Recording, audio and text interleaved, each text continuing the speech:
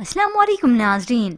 Drama serial बड़े भैया की नेक्स्ट एपिसोड में आप देखेंगे अलमीर जो महवी से मुलाकात करना चाहता है, तो शीबा उसे बताती है कि मैंने उसे नहीं बताया कि तुम मेरे पास रह रहे हो। अगर उसे पता चल गया तो वो बहुत मुझ पर गुस्सा करेगी, इसीलिए वो अब सही वक्त का इंतजार ही कर रही है।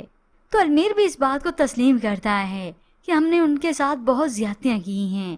तो दूसरी जानिब जोया जो परेशान है अलमीर को लेकर और अपने बड़े भाइयों की खुशियों को लेकर भी, घर में तो वो किसी को कुछ भी नहीं बताती।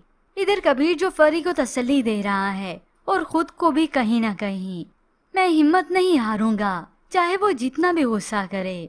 यूं कबीर को उम्मीद होती है कि मैं महविश को मना लूंगा।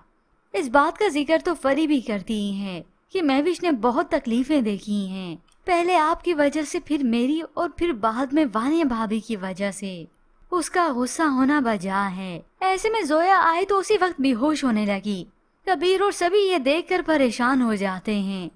यूं जोया को इन्हीं परेशानियों की वजह से चक्कर आ गए और वो भाई से भी इजहार करती है कि महविश भाभी को ले आए ना।